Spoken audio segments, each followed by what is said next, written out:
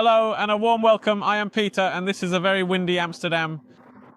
Right here behind me I have the brand new ID.Cross, which is, shall we say, Volkswagen's latest and most innovative compact electric vehicle. It's a bit taller than the ID.Polo, but it's also one of the longest of all these new small cars from the Volkswagen Group at 4.15 meters. By the way, that's 8 centimeters shorter than the Volvo EX30. That's some exceptionally tough competition there. What we also have is a ground clearance of exactly 14 centimeters off the ground, which is quite significant. So it's a bit higher than the ID.Polo in terms of overall design. One crucial and very important thing to note right here and now, expectations for this model. Shall we put it that way so we don't end up with a mismatch of expectations? This is a camouflaged version. We're going to discuss some details, quite broadly, about our new vehicle model, but since we can't see the full design yet, we'll transition over to the concept car now. So you can see what the concept car looks like. They've promised that the ID.Cross will be fairly close to that design. I think maybe the front will be a little different. Also on the inside, I will be driving the car, but it will only be general impressions, because we can't show too much of it. The advantage of the slightly taller car, it's 1.6 meters tall by the way, is that we also have a bit more trunk space compared to the Polo. Now, that's a total of 476 liters of space on the inside. And that includes if we load it all the way down to the floor. Otherwise, it's pretty standard boot, featuring a standard 12-volt power outlet. But look at what's lying here then, a little vehicle-to-load adapter. We'll take a look at that shortly when we talk about charging.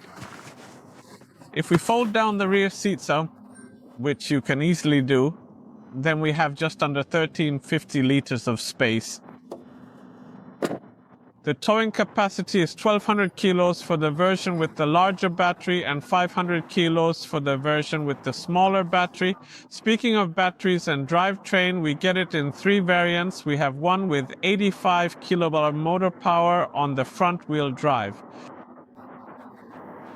We have 90 kilowatts in the mid-range version and a high-end version with 155 kilowatts, and it probably suits this little car quite well. There is no all-wheel drive. As for the battery, it's a 37 kilowatt-hour LFP battery. If we choose the 155 kilowatt version for the front motor, then we are also gets the 52 kilowatt-hour battery pack. The range, according to WLTP, is around 440 kilometers for the long-range version. If we round it off, it's 320 kilometers with the small battery.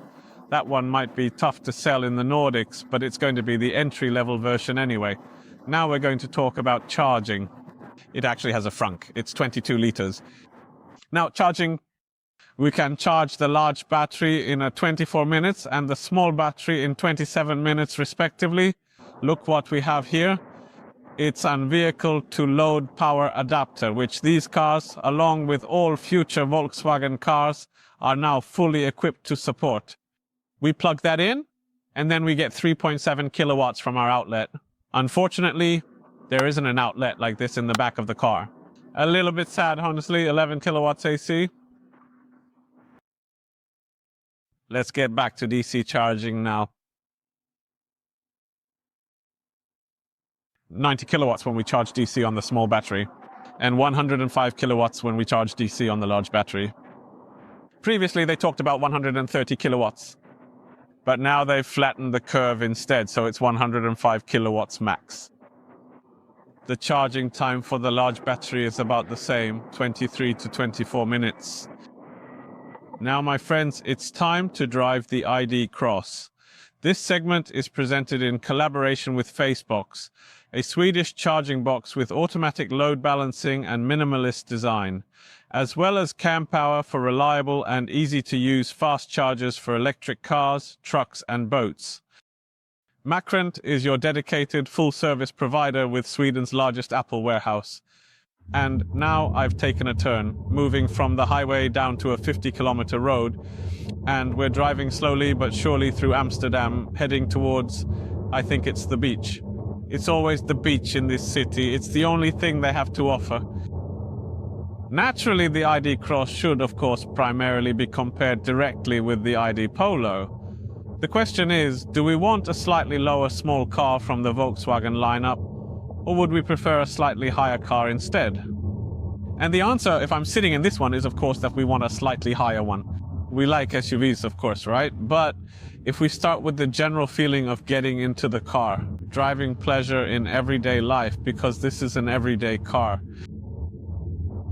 If you consider that both the ID.Polo and the ID.Cross are designed to be practical everyday small cars, then I would definitely have to give emotional win to ID.Polo and practical win to ID.Cross.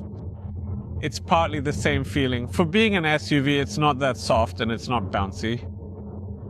But you notice, when it goes a bit up and down quickly on the highway, we notice that this one has more to handle. It's a slightly taller car. When we drive into the city, it's...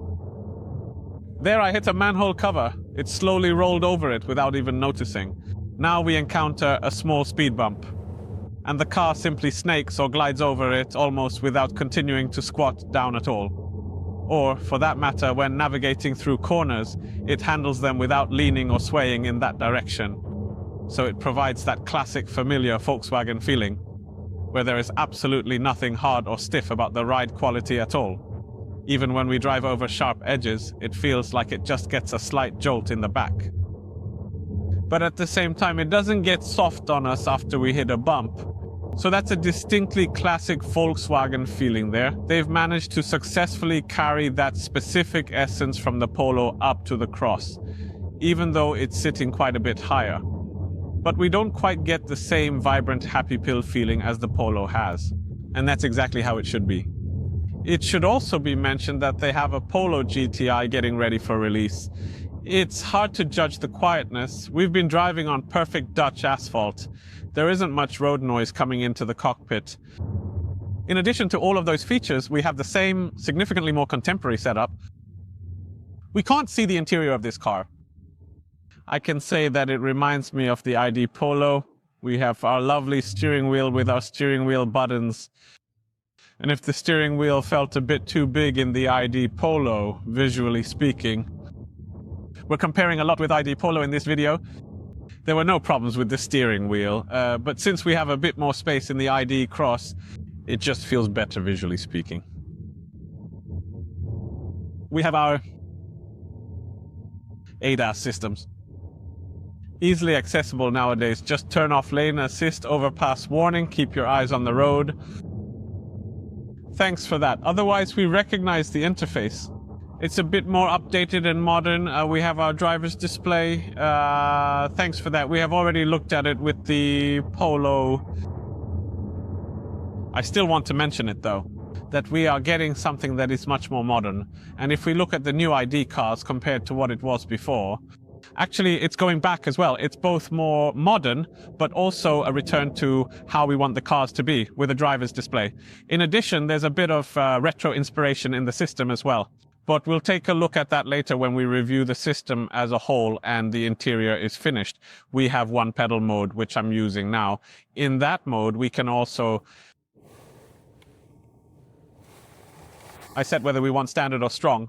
I'm driving with standard. Strong was a bit too much, especially when braking on the highway. When we're in one pedal mode, we go down to 0. That's also new for this platform. But if we don't have that and just put it in drive, moving on, we also have the auto hold feature. You can decide to always have it set that way. Or if you simply press the brake pedal twice. But of course we want B mode. I would really like cars to start in B mode. We're entering a roundabout and I guess there's no better time to talk about the steering, which is okay. No more, no less.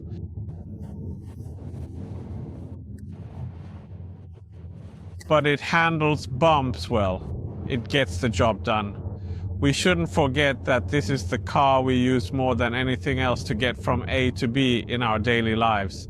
What sets, for example, the ID.Cross apart from the EX30, which is actually a little bit bigger, at least in terms of length, is that we probably have enough space in the back seat. I'm sitting behind a gentleman who is about 180 meters tall.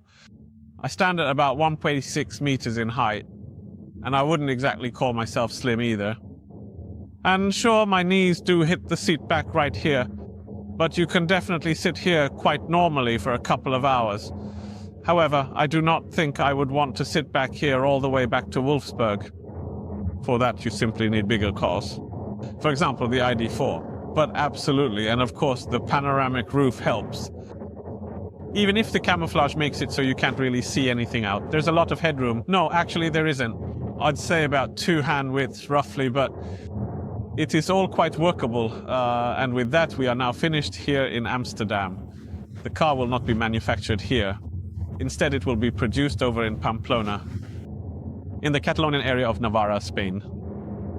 It's a very Spanish story we have here in collaboration with Cupra, and the price, 28,000 euros, will not be 28,000 euros in the Nordics.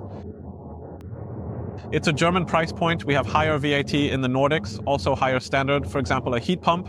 If we want to add that and a few other things like heated steering wheel and all that, I would guess a price around 33,000 euro in local currency. But then that's the entry model with the small battery. If we want this one with 155 kilowatt motor power and a 52 kilowatt hour battery, then it will be more expensive than that. Exactly how much, we don't know at this point. We'll find out when ID.Cross is unveiled in its full glory in the middle of July.